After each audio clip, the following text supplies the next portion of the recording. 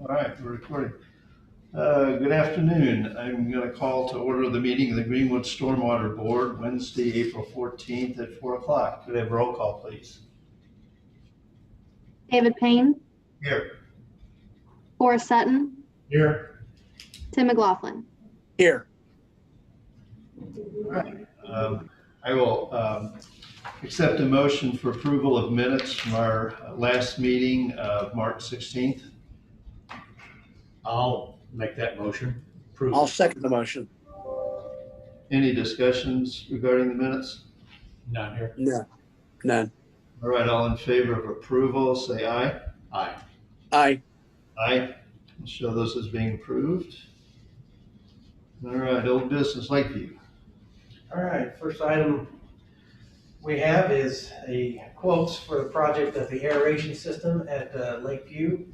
We received two quotes, one from Pond Life Consulting and the other one from Aquatic Services of Indiana. We looked at both the bids and we believe that Pond Life Consulting bid that came in at $16,526 meets all the terms of the project, and I would recommend a motion to enter into a contract with Pond Life Consulting for the aeration system construction at Lakeview Pond in the amount not to exceed $16,526.00. Terms and conditions to be outlined by the legal department and authorize the stormwater superintendent to sign on the board's behalf. I'll make that motion. All right, is there a second? I'll second. Okay, and this is for the aeration of the, That's correct. okay, all right. Any other questions regarding this project? Good. None. All right, hearing none. All in favor of the motion, say aye. Aye. Aye. Aye. So that is being approved. All right, new business. Stormwater rate analysis. I don't see Adam. I don't see Adam, so if we want to All right, go. let's just move on. Let's go to the street sweeper lease. Todd? Good afternoon. Excuse me. It is brought to my attention that there's a street sweeper budget in this year's budget, and it's much needed. So I'm here after reviewing everything. Here to request the approval to purchase a 2021 Elgin Broom Bear mechanical street sweeper mounted on a 2021 Freightliner chassis from Jack Doheny Company for the amount of $857.66 using the Sourcewell contract, and to be paid for using the city's current lease agreement with Huntington Bank. All right, and my understanding is that Elgin is the only supplier of the equipment that we need. What fits what our needs are right now. Yeah, what we've looked at is what best fits the current needs for this. And then is it Doheny is the only source for the Elgin products? Yeah, they are the Indiana dealer. Okay. All right.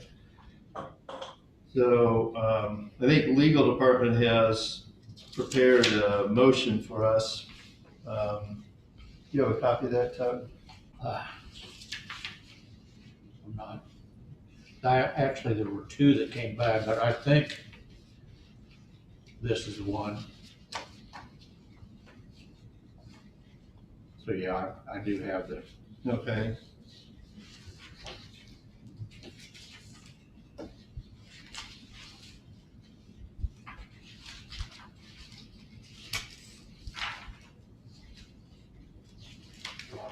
Okay. Tim, did you get a copy of the motion? Yes, sir, I did. I have it in front of me. Okay, do you want to go ahead and read it so we can get it into the record? Yes, sir. I move to determine that the purchase of the Elgin street sweeper, as described and presented by Fleet Maintenance Superintendent Todd Petty, through the Sourcewell Purchasing Cooperative, provides the opportunity for substantial savings in accordance with Indiana Code 5-22-10-5, to determine that there is only one source of supply for the Elgin street sweeper, meeting the Department of Stormwater Management specific needs. Jack Doheny Companies, in accordance with Indiana Code 5-22-10-13, to authorize the purchase of the Elgin street sweeper in $62,857.66 to Doheny, to authorize the mayor and the fleet maintenance superintendent to sign any and all documents to effectuate the purchase. The final terms and conditions of the purchase to be determined by the legal department, and to direct that the special purchase determination be placed and maintained in a separate special purchase file. All right, okay, all right. So we have a motion. Is there a second? I'll second that. All right, is there any discussion on this, this purchase? None. All right, and, Sean, we okay? Yeah, it should be fine. It's in the record. I would like to know, do you actually have the determination printed out so that you and Mr. Sutton can sign it while you're there? I do have one, yes. Okay, great.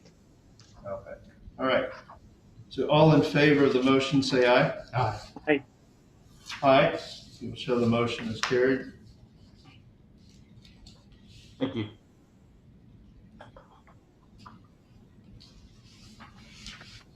All right.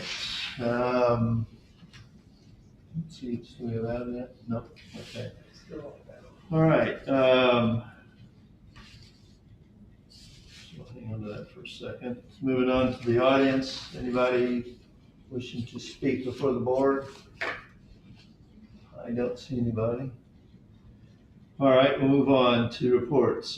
Council, do you have anything for us? No, sir, not today. All right. Anybody from engineering department? Don't think so. Controller, Greg, have anything? I believe that Kaylee provided you all with some financial information. I was going to let her go through what she had put together for you. Okay, I'm not sure I got a copy of that, but Hi there. This is Kaylee Carlin, Utility Office Manager.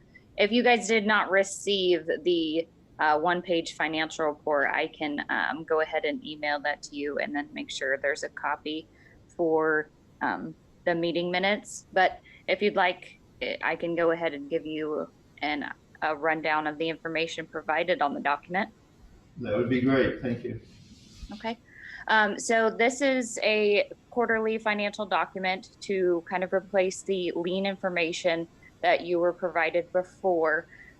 This is more of a report to give you an overall health of the utility and also to give you the information for future, current, and collection purposes since we've taken that over. So to begin, total active accounts that we have to date, 18,640. The accounts that are on automatic bank draft are 1,137. The electronic billed accounts are 1,012. And then the accounts that are on both of those are 408. The reason that that is so important is these accounts that are on automatic bank draft and electronic statements are accounts that we do not have to touch each quarter. They're almost automatically billed and payments are automatically received. So for Q1, from service period dates of January 1st to 3/31, which is the billing that just was sent out, total billed amount was for $840,853.79. And during that same service period, we collected just under $800,000. So we are almost collecting everything that we're billing. Of that, online and phone payments, 127,000. Lockbox, which is our physical checks or any checks made, electronic banking payments, 624,000. Again, the automatic bank draft payments that I just spoke about, that was just above 45,000. And then as you can imagine, since we are not open, the only counter payments we had one payment that was dropped off in our Dropbox that was cash. So our counter payments was only $35. Of that total, moving on to collection purposes, the outstanding amount or aging as of 3/31 was 1.1 million. So this is to date from 2012 until 3/31 of this year that is outstanding. Of that, the active accounts is just above $1 million, and the inactive accounts is about 47,000. So most of it is what was just billed. And of that specifically, current amount billed that's outstanding was 800,000. The more important thing to look at here is 60 days and older outstanding balance. That's just above 272,000. That's really never been below 250,000, and that's what we're shooting for over the next quarter. We want to get that under $250,000 outstanding, and we're going to do that by an automated process out of our system that sets up payment arrangements, and it will automate demand letters. So instead of doing it manual process or mail merge, we will be having the system do that for us. So that just kicked off, and we've already sent out 51 notices. You'll see that number increase a lot more next quarter. We don't want to send anything out at the moment because our due date is the 21st of this month. We can't include anything that is not outstanding on a demand letter. And then to final that out of this document is our cash fund balance, and that's $1.5 million, just and some change. So the reason that's important is we want to keep our reserve ratio near or at 50%. And since with this utility, we bill quarterly, you'll see it fluctuate quite a bit. So right now it's at 38.85%. And for instance, at the end of February, instead of using the end of March, we were at 54%. So overall, what this document is saying is that the utility is very healthy, but we do have a lot of plans going forward to make sure that we keep it that way. If you have any questions, make sure you let me know, or Greg, of course, and I'll be sure that you guys have a copy of this document. Okay, great, thank you. Any questions? None. Okay, thanks, Kylie. All right. Adam is, I just got a text, I think Adam's on, and he's. Is he on now? Yeah. Okay.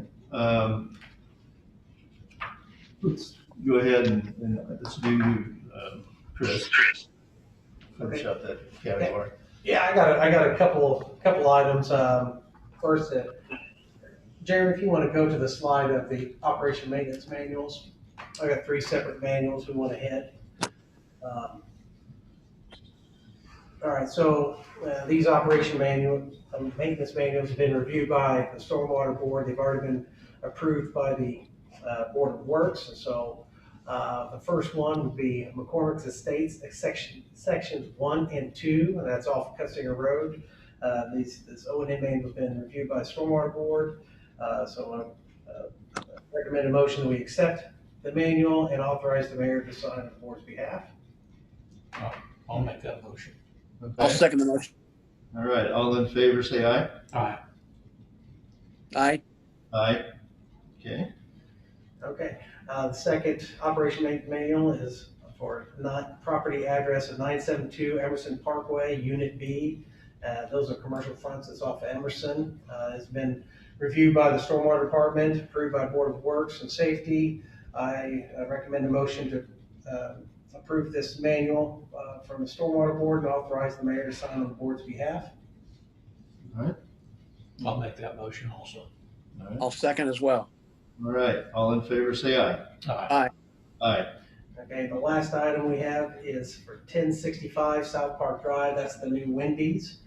It has been approved by the Board of Works and Safety, reviewed by the Stormwater Department. I recommend a motion to accept the manual and authorize the mayor to sign the board's behalf. I'll make that one as well. All right. Give me a second.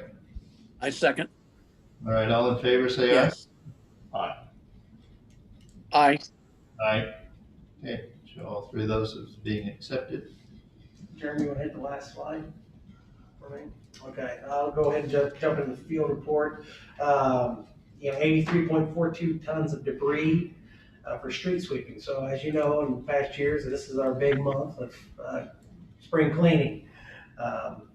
We had 3.66 inches of precipitation, average temperature 47.3, 102 work orders initiated, 43 completed, 39 requests initiated, 31 completed, 2,260 locates. As you can see, those are going to start going up through the summer.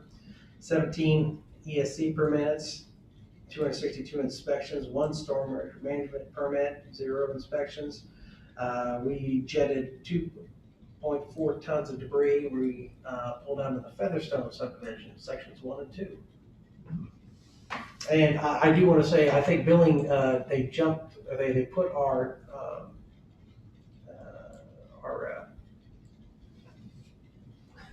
newsletter on the electronic. I thought that was really interesting. I know we talked about that last year, and I'm glad to see that they got it on there. That's wonderful. Yeah. So not only do we have the print for everybody who still gets the print, but we're able to reach those electronic persons as well. So good job. Thank you, Finance and Billing, for that. Well, that's great. Thank you, Chris. All right, let's see back from the mayor's office. So, and still no Adam. Yeah, Adam's on. Oh, is Adam, are you there? Yeah, can you hear me? Oh, okay, it's good to see you. I'm sorry. Yeah. All right, well, let's back up and then let's talk about a stormwater rate analysis. Yep, absolutely. And then I don't know who's on IT. I can share and drive with the presentation, or if someone can just flip through. I don't know what works best here for the presentation. Actually, I think we all have a copy of it. Oh, you have a copy? Okay. So you should have the full report, and then there's a PowerPoint printout as well. If someone's able to advance the slides, I can just talk over them, or I'm happy to. Yeah, Adam, if you want to share. Yeah, I'll share. That's fine.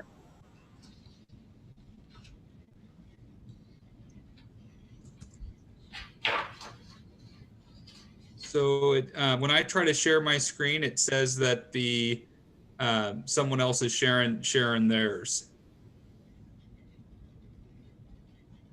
There we go. Okay, how about now? Can you see my screen? Yes. Okay, great. So I hope that I think you all should have a hard copy of the report that goes through all of the specifics. We have prepared a short executive board presentation as well, and that's the separate stapled printout that you have, and that's what I'll be going through this afternoon. So just as a recap of the purpose and scope of the report that was done, it was looking to assess and evaluate your current user rates for the calendar year period of 2021 through 2025. And the report looked at actual results for years completed 2017 through 2020. We also looked at the 2021 stormwater adopted budget, as well as the finance department's actual spend plan based on that budget, and ultimately used that to estimate the utility's cash flow and financial capacity to meet its current needs. Another key tenet was that we wanted to take the Westler master plan. There were some capital expenditures and program areas that were identified in their illustrative capital improvement plan, and wanted to work those into the financial projection as well. And then ultimately wanted to look at a scenario where the rates ultimately would stay the same, and then adjust spending and the spend plan accordingly to that. So the rate evaluation that you have before you is really all precedented on the ERU amounts staying the same. So as far as some of the major assumptions, we do have revenue growing at the same as population growth. That's been historic trend, so we've just continued that forward. We based pretty much all of this off of the 2021 spend plan and then the historical actuals. There are in the 5-year period, there are two assumed bond issuances. One would be happening either this year or next for the Honey Creek Bridge project, and then there's one contemplated for the downtown and I-65 items. That one's still to be determined, to be planned, but you can see the amounts that are estimated for that financing. There's approximately 8 new capital leases planned. It works down the fund balance over time, assumes a 3% inflation, and does assume a 5% bad debt expense, which I'm happy to explain here in a bit. So one of the large drivers with this, in effort to keep the rates the same, was really looking at the operating cost and then ultimately looking at the planned capital expenditures over the next 5 years. So a lot of conversations were had with the stormwater superintendent and city controller to look at various different project needs, look at the Wessler study, look at the existing stormwater utilities capital improvement plan, and come up with both a project list, project timing and estimates, and ultimately financial sources that would make the most sense. And I'll show you those schedules when we leave the presentation and then go through the report here in a moment. But this is really just trying to show you the large amount of planned projects over the next few years. So you can see the largest project plan is obviously the Honey Creek Bridge construction project, followed by continuation of the downtown redevelopment stormwater improvements, public-private partnership program, land acquisition for flood mitigation, and then equipment replacements. As mentioned earlier, there are a few debt and lease issuances in the plan within the current rates. These give you opportunities to maximize your revenue.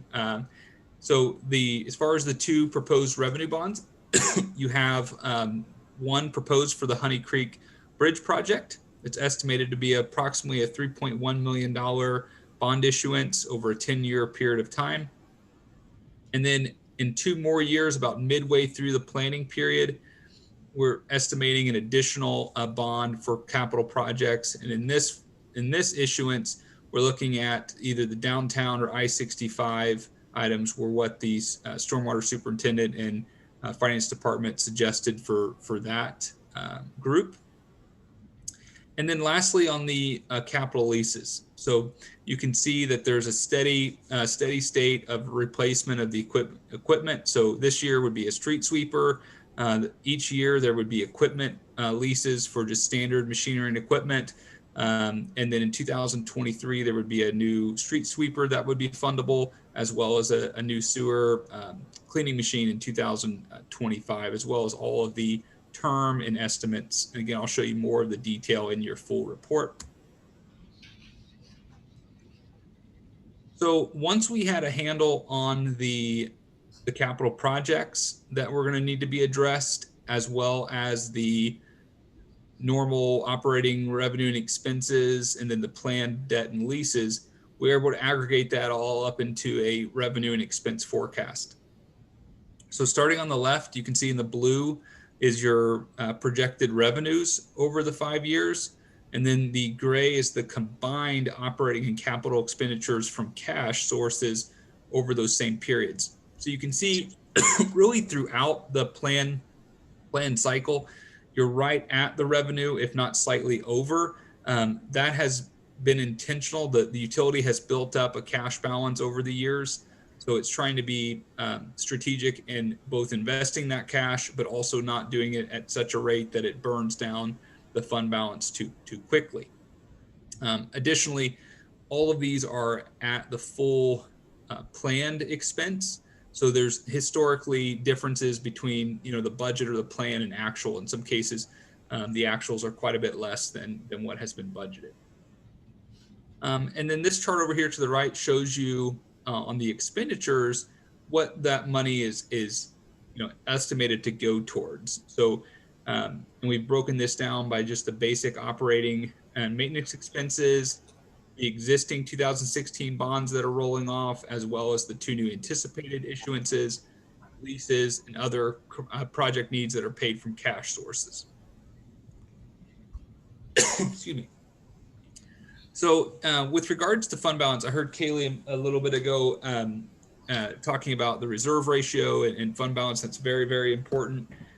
One of the other reasons why it's important is because with your revenue bonds that you issue, the bondholders require a minimum, what's called O&M reserve, or an operations and maintenance reserve as well. And it's typically defined by 2 months of your operating expenses. So when we look at 2020, your actual adjusted operating expenses, so not depreciation, not capital, debt service, those types of things, was just under $1.9 million. And then that's scheduled to increase over time based on inflation and various different spending plan growth. So ultimately, when we look at what that would be for a 2 months reserve, it increases over time as well, right? So throughout the planning period, the absolute maximum amount, and therefore the minimum absolute minimum fund balance, is $460,305. So between cash and investments, that is the actual externally regulated minimum fund balance that the utility can have. As of January 1st, 2021, it had just over $3.35 million in cash. So it was just under about $3 million higher in excess of the minimum reserve. So that's the amount of money that can be used over the 5-year planning period to help pay towards these capital projects to reduce pressures on customer rates and charges. And that's precisely what you see in the plan. Essentially, we're using about $2.9 million of that cash we're using towards a maximum contribution towards the plan. So in summary, what we wanted to point out is that, the biggest takeaway is that your current revenues, your current rates and charges, the $5 per ERU, is sufficient to meet your current and immediate future ongoing expenses, debt, and capital needs. With that said, any major changes in planned capital projects, size or timing of bonds, or any change really in the collection rates of your customers would necessitate a reevaluation of this. So one of the things that we'll be doing is quarterly reviewing just the year-to-date actuals relative to this plan. And there's a sample of that here to the right. So we have the 2021 targets as proposed in the full plan. Looking at those compared to your year-to-date actuals through March 31st, you can see you're slightly above on operating revenues, slightly below on operating expenses. The debt service that's planned has not come online yet and not been paid. We have the anticipated 2021 Honey Creek debt service that hasn't come online yet. And then on the capital outlays, you're slightly under that as well. So for the period ending Q1 2021, you had a fund balance of approximately $3.3 million. Again, that required fund balance for this point in time is $408,000. So right on track both with the quarterly, and then therefore if we're on track with the quarterly, it's on track for the annual amounts that are established in the report. So let me switch to that now, and then I'll just point out a few quick schedules for your reference, and then I'll pause for questions. So in the report, there's a couple different items that I would recommend that you take a look at. The first is the actual revenue requirements page, one of the first exhibits. All of the schedules and exhibits are defined within the first few pages of the report. And if you'll flip to it's page 7 or schedule 1, this is really where everything comes together. There's all the other pages within the document are really just the sub details and calculations of these estimates. So this is looking at your current rates and revenue based on the number of ERUs, et cetera, from the 2015 ordinance. And it's looking at the total operating revenues that are projected by year. And then it's subtracting the operating and maintenance expenses and then the current bonds. So as you'll see here, the current baseline revenue and expenses, essentially if the stormwater utility administered no new capital projects, it would actually have net revenue of $683,000. It would be a positive cash flow of $683,000 this year, and over almost 4.1 million over the next 5 years. Therefore, when we look at that accumulation in the fund balance, we'd be estimated to have about $7.5 million in cash at the end of 2025, based on that level. When we subtract that minimum fund balance that's required for your bondholders, that shows you that you have a significant amount of current revenues and cash, accumulated cash, that could go towards a capital improvement program and or new debt service. So that's essentially what's then happening down here as we work to implement the master plan. You can see all the additions to this existing level of service that would be planned. So one point is the department's not planning any additional headcount over the next 5 years. So no salary and wage growth other than just initial cost of living adjustments and inflationary changes with regards to health insurance and FICA, et cetera. You see the different debt obligations that are coming on for the 2 anticipated bonds, all of the leases that would be coming on, and then the capital projects that are anticipated to be paid from cash sources. All of this works out to be the annual change in cash. And then at the bottom, you have the projected ending fund balance by year. You can see that slowly decreases down over the next 5 years. And then these 2 percentages at the bottom are important. The first says the estimated pledge revenue coverage. That's sometimes referred to as a debt coverage ratio. It shows you how much excess revenue you have above the debt payments. And for revenue backed utilities, 125% coverage is considered pretty normal and pretty healthy. You're currently projected at about 224% this year. And as we bring more debt service online, it works that down to about 132%. And then lastly, the operating and maintenance requirement, making sure that we keep that healthy and we utilize the cash on hand to invest it, but also don't burn it down too fast. You can see that goes from about 540% to down to 279% coverage over those minimums. Okay, one last schedule that I'd like to show. A lot of the assumptions in the report are driven from this table. So if you have any questions with regards to the assumptions used, I would point you to this exhibit.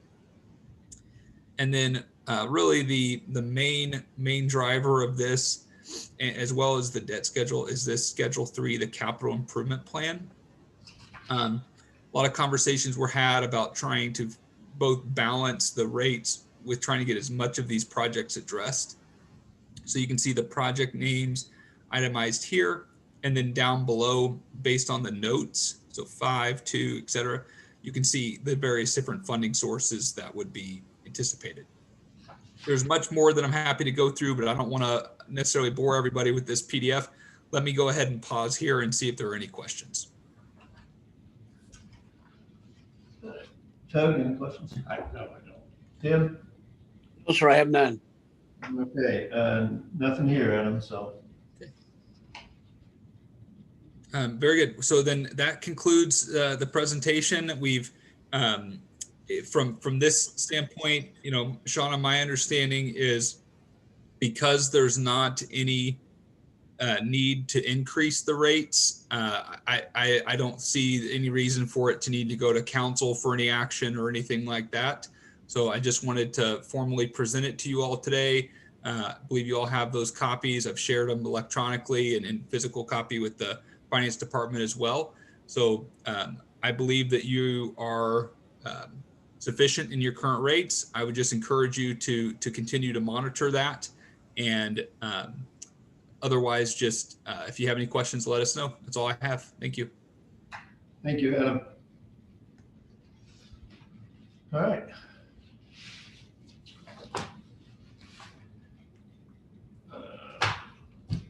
So I guess that brings us down to commissioners. I have none. Nothing. I have nothing. No, sir, I have nothing. I just wanted to make a comment about our annual report. Chris, it really looked good. Oh, yeah. Oh, yeah. I forgot to mention, I also provided the board with our annual report that Allison Bauer, our education outreach support specialist, she spent a lot of time on that, and I think it looks wonderful. Yeah, great. Thank you. All right, claim dockets, we don't,